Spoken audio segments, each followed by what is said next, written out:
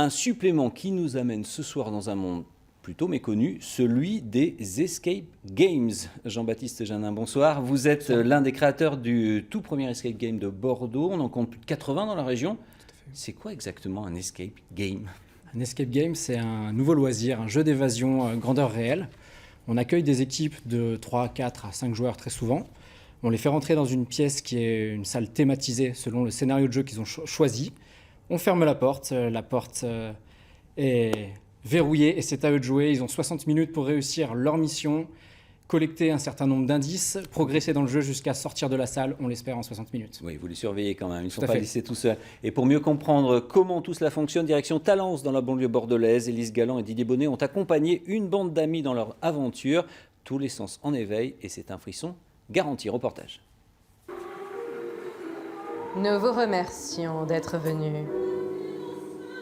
Comme vous le savez, nous avons énormément de problèmes avec notre chambre 1408. Il y a très exactement 101 ans, le propriétaire des lieux s'adonnait à des séances de spiritisme. L'une d'entre elles a très mal tourné, et quelqu'un est mort.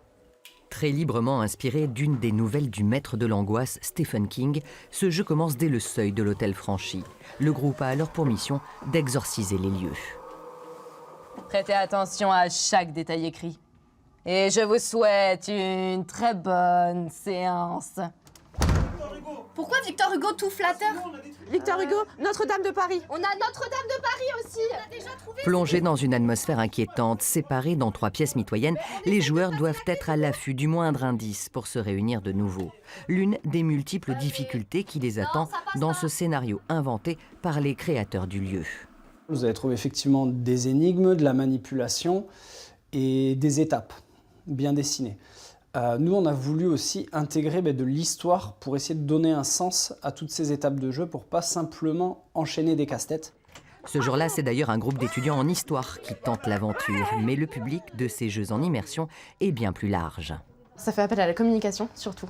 C'est le principal, en fait. C'est pour ça qu'aussi c'est utilisé un petit peu pour les entreprises, les incentives.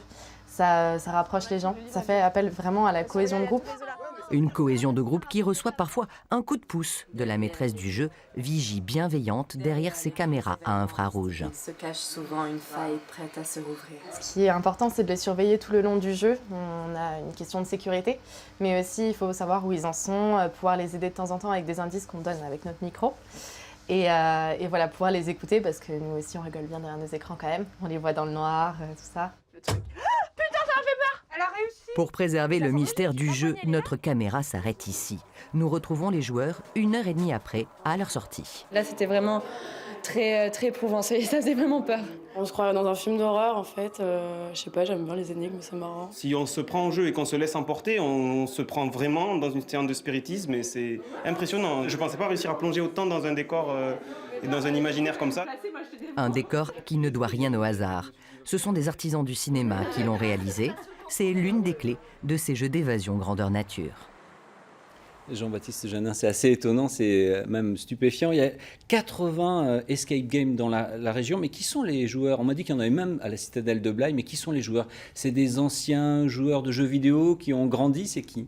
Alors les joueurs, ils sont assez divers et variés. Ça va vraiment des jeunes à partir de 15 ans, on va dire. Ça reste un jeu d'adulte et préadulte, jusqu'aux aux amis, aux familles. Notre plus vieux joueur a eu 80 ans.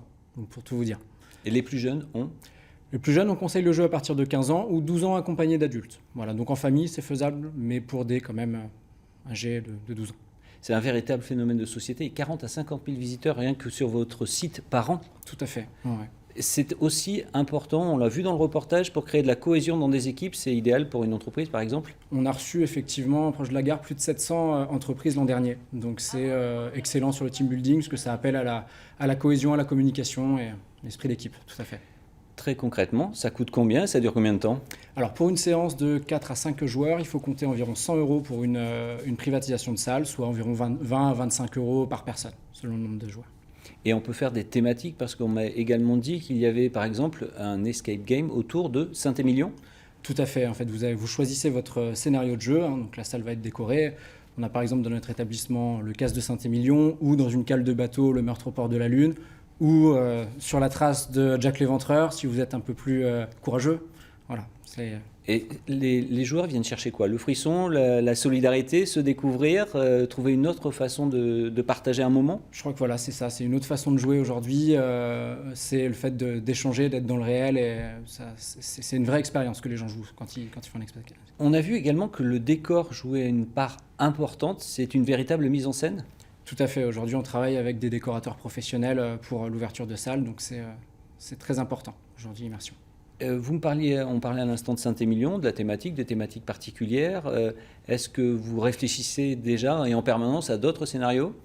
Alors effectivement... Ou est-ce qu'on tourne en rond au bout d'un moment parce que ça raconte un petit peu les mêmes intrigues? Alors il y a beaucoup d'intrigues différentes. Après, c'est vrai qu'on est beaucoup sur du sauver le monde ou s'échapper d'un tueur, etc. Mais on essaye de réfléchir à des nouveaux scénarios, bien évidemment. Est-ce que pour autant, les retours que vous en avez, on a vu, il y a beaucoup de fou rire, c'est des vrais moments ou il y a des vrais moments de stress? On entend des cris, tout à fait. Il y a des deux. Ça dépend un petit peu du scénario jeu, mais il y a des fous rires, il y a du stress, il y a des cris. Les gens vivent vraiment leurs émotions dans un escape. Je vous remercie beaucoup, Jean-Baptiste Janin, d'avoir été l'invité du supplément du 19-20. On se quitte sur des images forcément de frissons au cœur de l'un de ces jeux d'évasion grandeur nature.